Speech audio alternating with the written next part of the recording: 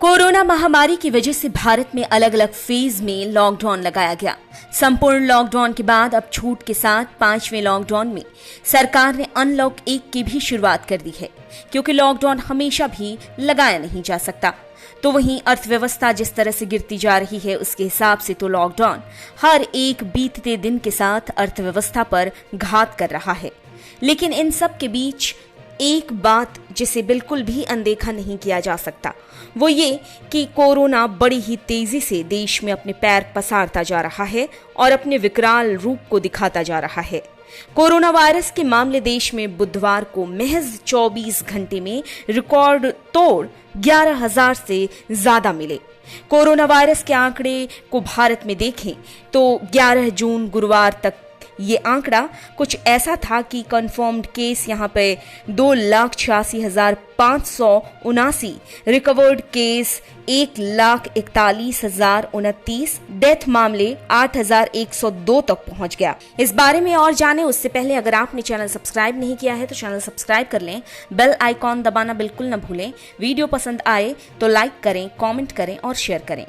भारत में लॉकडाउन से तो लोगों को राहत मिल गई, लेकिन कोरोना वायरस अपने प्रचंड रूप में है। ऐसा लगता है कि न जाने किसको निकल जाए। अगर कोरोना और लॉकडाउन के संबंध में सरकार की पहल की बात करें तो जब मार्च में कोरोना के बेहद कम ही मामले थे, तब ही देश में पीएम मोदी ने संपूर्ण लॉकडाउन की घोषणा कर दी थी। लेकिन जिस तरह के कोरोना से अब देश के हालात पैदा हो गए हैं, उसे देखकर लगता है कि क्या अब मोदी सरकार कोई बड़ा फैसला फिर से लेगी?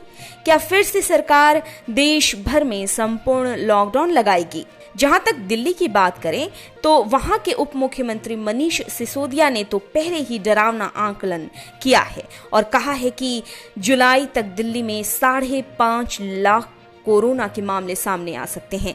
दिल्ली में तो सामुदायिक संक्रमण का भी अंदेशा जाहिर किया गया है। तो वहीं महाराष्ट्र के हालात भी किसी से छिपे नहीं हैं। महज 24 घंटे में 149 लोगों की जान चली गई।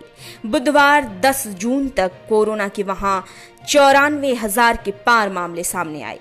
ऐसे में बार बार यही सवाल खड़े होते हैं कि आखिर इन सामने आ रहे रिकॉर्ड तोड़ मामलों से निपटने के लिए क्या फिर से सरकार संपूर्ण लॉकडाउन लगाने का रिस्क उठाएगी? खैर, इन कयासों पर मुहर लगती कम दिखती है, क्योंकि सरकार अब और देश की अर्थव्यवस्था पर घात नहीं होने देना चाहेगी।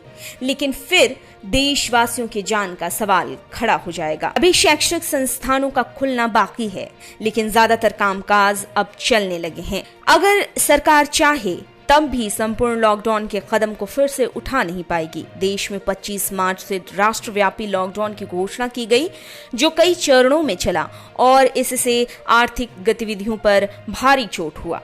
काफी कुछ पूरी तरह से ठप हो गया, तो दूसरी तरफ अर्थव्यवस्था के मद्देनजर 60 दिन के कड़े लॉकडाउन के बाद धीरे धीरे 4 मई से लॉकडाउन में छूट दी गई। लेकिन लॉकडाउन में छूट का ये कतई मतलब नहीं कि कोरोना से जंग आसान होने लगी है, बल्कि इसके उलट देश में अब भी कोरोना से जंग करना बड़ी चुनौती साबित हो रही है।